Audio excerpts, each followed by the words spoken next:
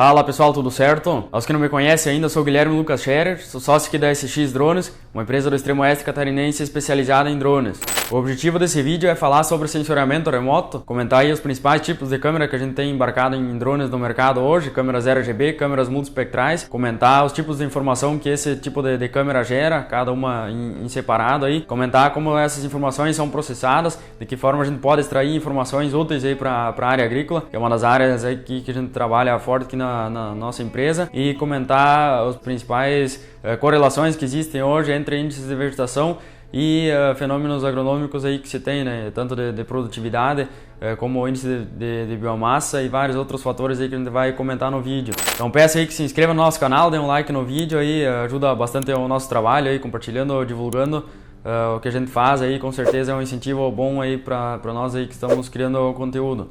Beleza? Drones atualmente aí são ferramentas extremamente importantes aí no setor agrícola, né? Tem a possibilidade hoje de gerar informação a partir de captura de imagens de sensores RGB ou sensores multispectrais, processar esse tipo de imagem aí, gerar informação, gerar o índice de vegetação e estabelecer correlações hoje com fatores bióticos ou abióticos aí que acontecem nas culturas agrícolas e a partir disso gerar a possibilidade aí de intervir de alguma forma no manejo das culturas de interesse agrícola hoje, né? Então dando sequência aí no vídeo falando um pouco sobre sensoriamento remoto, eu vou compartilhar a tela com vocês aí, fica mais fácil aí para o entendimento de vocês e para conseguir explicar aqui de forma um pouco mais clara. O sensoriamento remoto, então, ele é uma ciência aí que tem o objetivo de gerar informação sem ter contato físico entre o sensor, seja aí ele RGB ou sensor multispectral, geralmente, no nosso caso aqui comentando agora, embarcado em drones, seja também de asa rotativa, né, um multirotor de asa rotativa, ou seja, ele é um drone de asa fixa, né? Então o objetivo é obter informação sem ter contato entre esse sensor embarcado, no caso em drone, com o objeto que está sendo estudado, né? Seja ele planta, o área, o fenômeno, qualquer outra informação aí que se deseja obter, né? A gente sabe hoje que tem inúmeros trabalhos, inúmeros artigos que tratam do sensoriamento remoto voltado para inúmeras outras situações fora da parte agrícola, né? Então a parte de estudo de solo, estudo de água também tem bastante informação hoje já nesse tipo de área, né? Então o objetivo é esse, gerar informação sem ter contato entre o sensor e o objeto que está sendo estudado.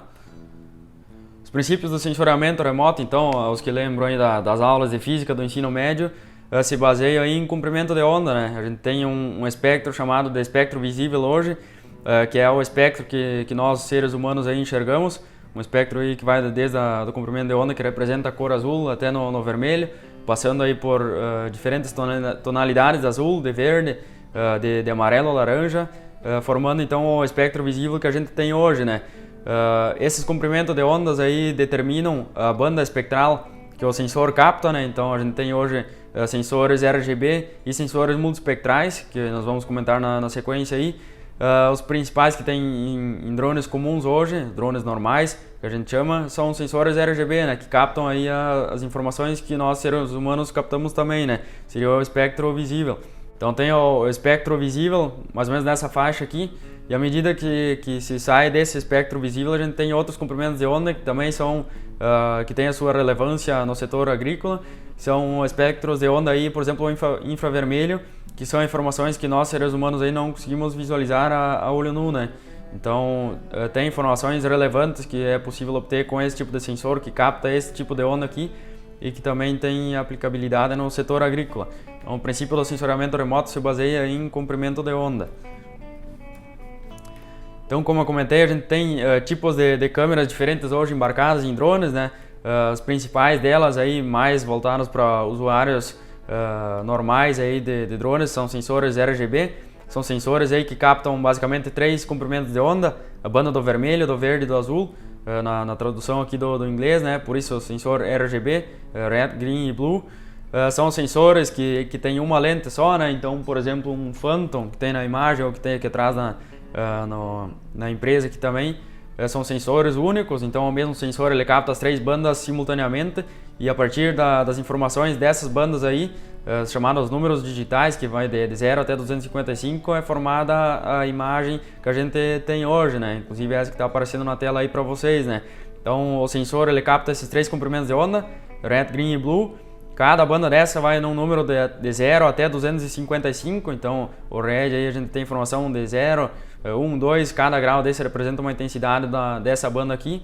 E da mesma forma para as outras duas aqui, né? Então, tipo de sensor aí que capta o que nós seres humanos aí conseguimos enxergar também. Então aqui embaixo tem a representação, né? O comprimento de onda em função da temperatura, no caso aqui também, né? Então, basicamente aí são o comportamento de onda que esse tipo de sensor capta.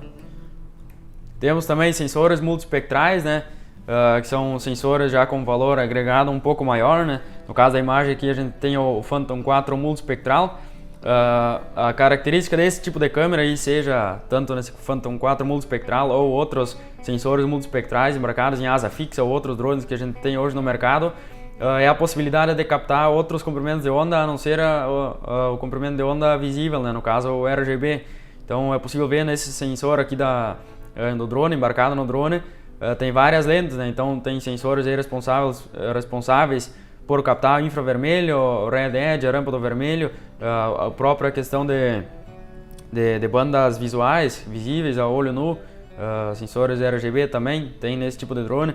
Tem câmeras multispectrais aí que captam somente o espectro invisível, outros comprimentos de onda aí, principalmente o NIR hoje, que é bastante difundido no mercado em função de índice NDVI, por exemplo. Só que esse tipo de câmera aí tem um custo agregado sempre bem maior do que sensores normais, sensores RGB, né?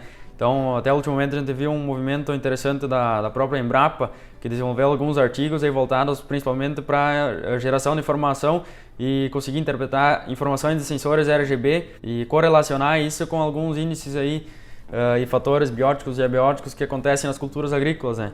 Então, infelizmente, esse tipo de sensor é bastante caro ainda, dependendo do tamanho das propriedades, propriedades de pequeno porte aí, às vezes acaba inviabilizando o tipo de levantamento de informação, né? E aí um dos grandes benefícios de câmeras multispectrais é captar, como eu comentei antes, informações que a gente não consegue enxergar a olho nu, né? Só voltando aqui, lembrando a luz visível, então sensores RGB captam aí pigmentos da fotossíntese. A gente tem a informação do que acontece na lavoura, por exemplo, se teve algum dano de seca ou coisa do tipo, a gente consegue visualizar a informação porque o dano ele já aconteceu, né?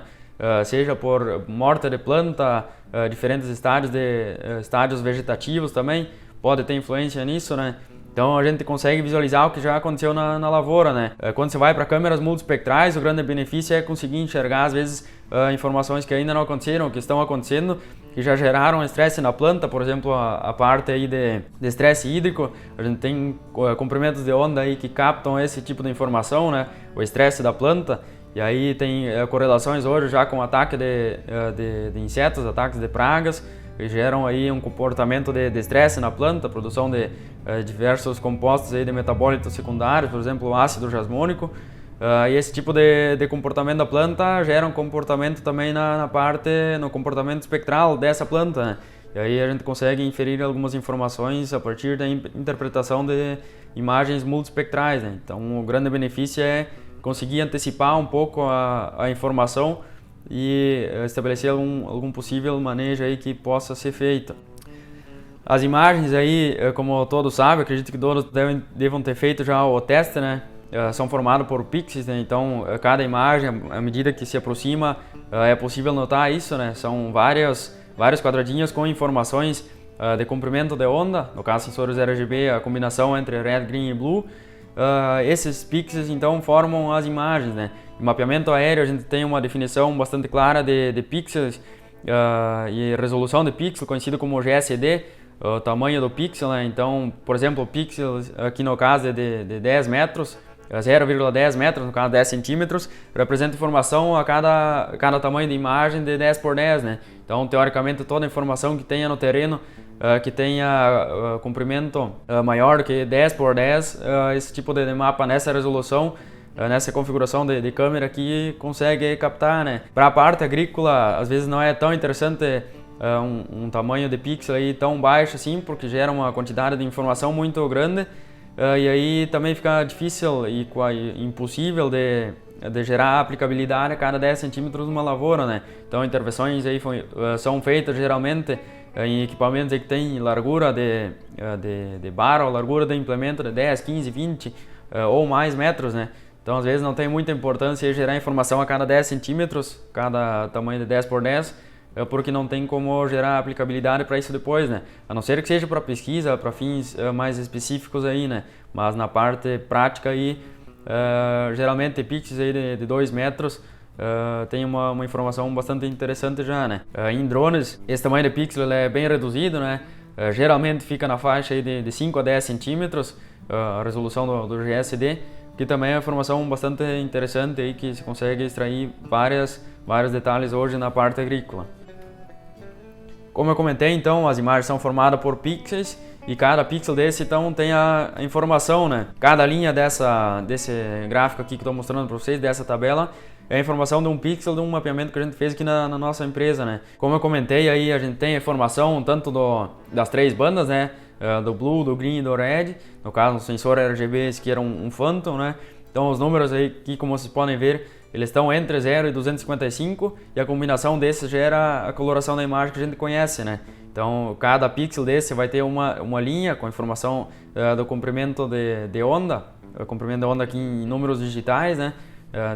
Das 3 bandas que capta, e aí a partir de uma matemática feita entre esses comprimentos de onda aqui a gente gera os índices de vegetação, né, que todos já devem ter escutado falar, né. Então, por exemplo, aqui a gente tem índices de vegetação de sensores RGB, né, por exemplo, VAR, GLI, MPRI são alguns dos mais utilizados aí, que são cálculos feitos entre os comprimentos de onda aí dos sensores RGB, né. Então, para cada pixel, por exemplo, se a resolução do mapa for de 10 por 10, a gente tem esse tipo de informação aqui para cada pixel que compõe a imagem, né? Então, são um detalhamento bastante interessante. Como eu comentei, então, índices de vegetação nada mais são do que matemática de bandas, né? A gente faz cálculos entre as bandas, seja RGB ou também sensores multispectrais, né? O mais conhecido, disparado aí no mundo inteiro, é o índice de vegetação NDVI, captado aí com comprimento invisível, né, ao espectro visível. Então a gente vê bastante erro aí de pessoas, inclusive prestadores de serviços aí comentando que é possível gerar NDVI com sensores, por exemplo, com um drone com Phantom 4 ou outro drone que tenha um sensor RGB embarcado, né?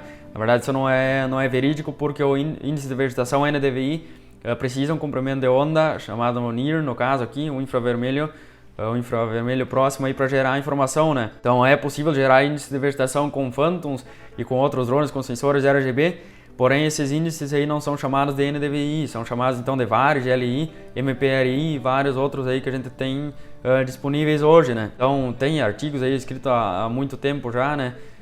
Sobre isso, e aqui é bem possível ver isso, né? Os primeiros aqui tem informação de verde, informação de vermelho, informação de azul. Então são índices de vegetação voltados aí para sensores RGB, né? Os primeiros aqui. Nos de baixo aí a gente tem outro tipo de informação junto já. Por exemplo, o infravermelho aí, menos o vermelho e vários comprimentos de onda também de vermelho. E esse tipo de informação gera informações diferentes depois também, né? Então, são índices diferentes para diferentes tipos de sensores que tem no mercado, tanto RGB como sensores multispectrais. É sempre cuidar para não fazer essa bagunça e confundir as duas partes. O objetivo dos índices de vegetação, então, é estabelecer correlações entre esses índices e fatores bióticos e abióticos que acontecem nas lavouras hoje, ou em diversos setores aí de produção agrícola hoje. Então, aqui tem um experimento que a gente fez na nossa empresa também, né? Correlacionando, por exemplo, nesse caso aqui, dose de nitrogênio, dose de potássio e índices de vegetação obtidos com sensores RGB, né? Então, esse aqui é uma foto do experimento. A gente faz um mapeamento aéreo dessa área, voando aí a praticamente 100, 120 metros de altura, dependendo da finalidade e do objetivo do GSD também. E a partir disso a gente consegue extrair a informação do comportamento espectral dessa planta e aí estabelecer correlações depois com os fatores aí que foram testados no experimento, né? Então, no caso aqui, a gente testou dose de nitrogênio com o índice MPRI, esse é um exemplo, teve vários outros exemplos aí que deram comportamento significativo, né? Então, dados bastante interessantes aí que à medida que se aumentou a dose de nitrogênio, se teve um aumento também do índice de vegetação, no caso o MPRI aqui, né? Então, uma regressão linear aí que demonstra que quanto mais se aumenta a dose de nitrogênio, maior é o índice de vegetação também, né? Teoricamente aí se justifica pela intensidade da coloração do verde, né? Quando se faz a aplicação de nitrogênio, a planta tende a apresentar um comportamento de apresentar uma coloração verde mais intensa, produzir mais biomassa e isso refletir aí no comportamento espectral da planta e no índice de vegetação por consequência, né? Então esse é um dado bastante interessante, tem vários outros aí que a gente pode comentar em outros vídeos que a gente desenvolveu aqui na empresa também, né? Correlação bastante interessante, né? Coeficiente de determinação em 0,93, né? Então significa que tem uma interação bastante forte entre a dose, aumento da dose e aumento do índice MPRI. Tem vários outros casos práticos aí de sensoriamento remoto também, né?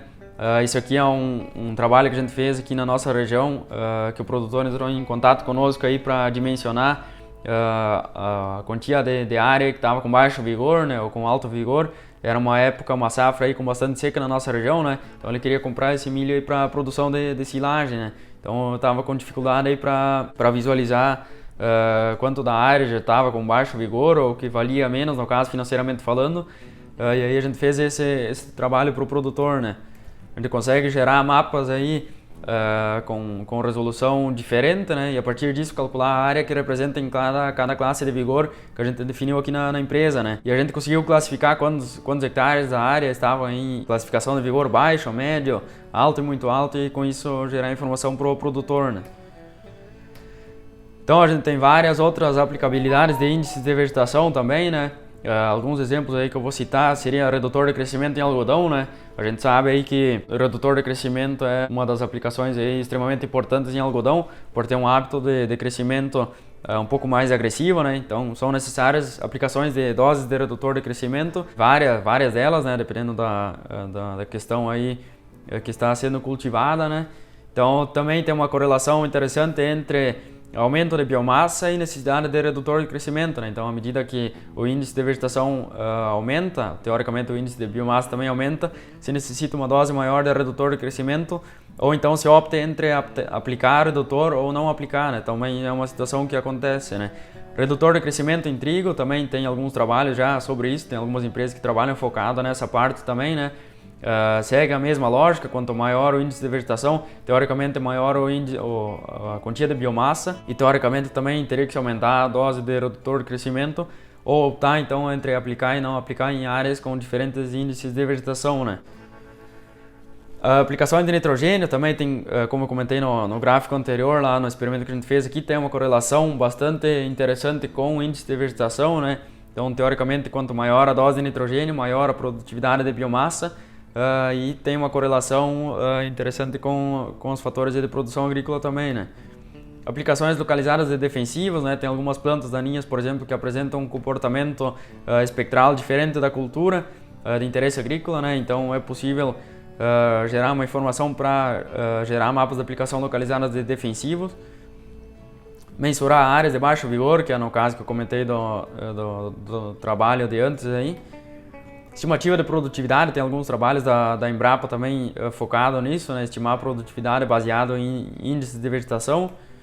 Estimar perdas também, por exemplo, essa que eu apresentei o trabalho recentemente aí. Então o índice de vegetação hoje tem um papel extremamente importante para a agricultura, né? Para geração de informação, para gerar vários dados aí que possam ter aplicabilidade no setor agrícola em diferentes culturas hoje, né? Tem trabalhos aí voltados para trigo, para milho, para algodão, para soja. E várias outras culturas também, né? Então, com certeza aí ter a possibilidade de gerar informação com um sensor embarcado num drone, fazer isso um mapeamento de forma automática, saber processar a informação, saber gerar informação e gerar resultado a partir disso, hoje é uma ferramenta extremamente importante aí. Beleza? Então esse foi o vídeo de hoje, espero aí que eu possa ter contribuído aí com você que assistiu o vídeo até o final, possa ter tirado algumas dúvidas, esclarecido alguns assuntos aí. Peço que você curta, comenta, compartilha esse vídeo aí com seus amigos, com as pessoas aí que você acha que tem interesse no assunto. Deixe nos comentários também aí sugestões de vídeos que a gente pode estar gravando, seja aí referente a drones de pulverização, mapeamento aéreo, drones na agricultura, diversos assuntos aí que a gente tenha um pouco de conhecimento que pode repassar a informação para vocês aí, beleza? Agradeço aí por ter assistido até o final. Valeu!